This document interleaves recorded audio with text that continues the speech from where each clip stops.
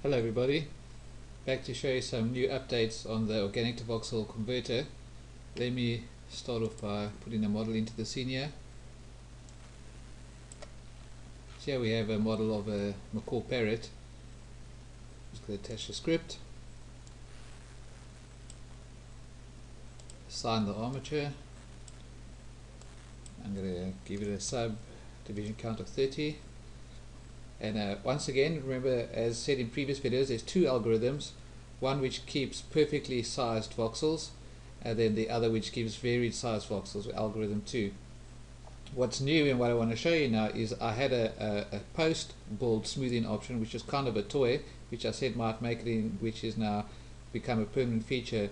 And previously it had to be an option which you chose, and it was built with it or without it, and there was no control further than that.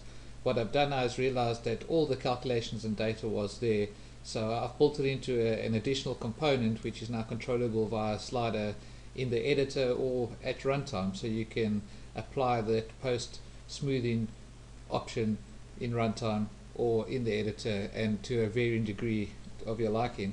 So let's go ahead and build this model, and I'll give you examples. So I'll build him first with algorithm 1, which is even sized voxels.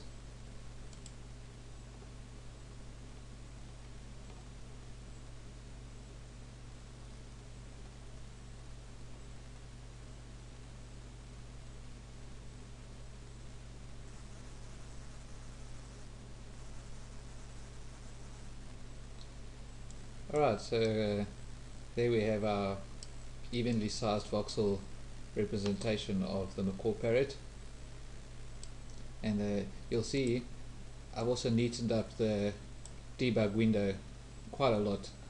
It's much more user friendly and it looks nicer. But I added in a cool button here just to give focus straight away back to the component, so while you're editing and you want to get back to the component, you can just choose focus component. I've also moved the final build button back there, it was more consistent. So if I say generate final,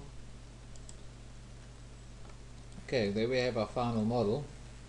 And if I highlight the model, it's inside a preview tool now, you'll see that I have a slider now. This component was added. Let me just position this so you can see what's happening. You can see now I can control this post smoothing effect with the slider here. And also let me just hit play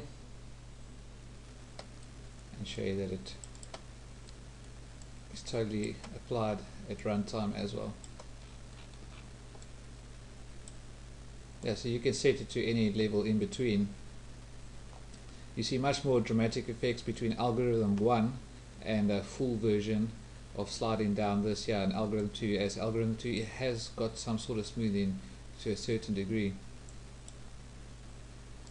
Get out of here, and I will delete this model, or let me just bring up, let's generate a new model and allow for varied side voxels.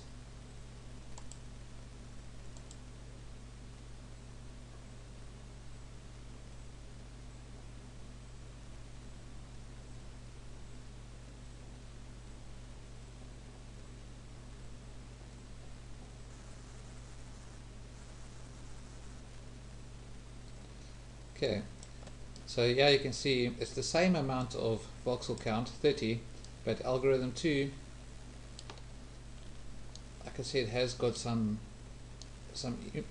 smoothing done, although it does keep it still very square. It's just the varied side voxels and some of the axis alignments that are not perfectly square, and for me it gives much better results. And you can apply once you build it now, you can use the post smoothing option on this equally the same, which we'll do now.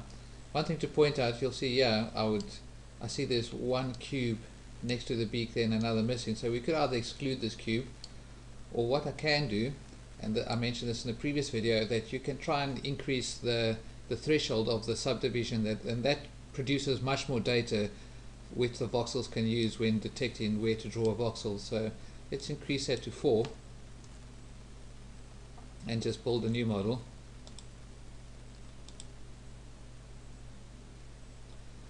This will take obviously longer, as it's going to generate twice the amount of data.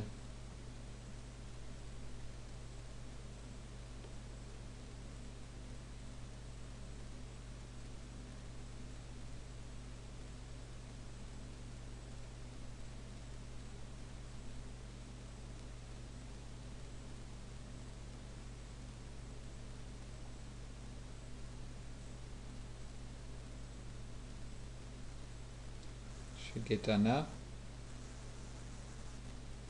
There we go. You can see that that voxel has now been detected and found, and there were some slight changes. I saw something shifting around here on the wings, but yeah, obviously it takes a lot more computations to do that.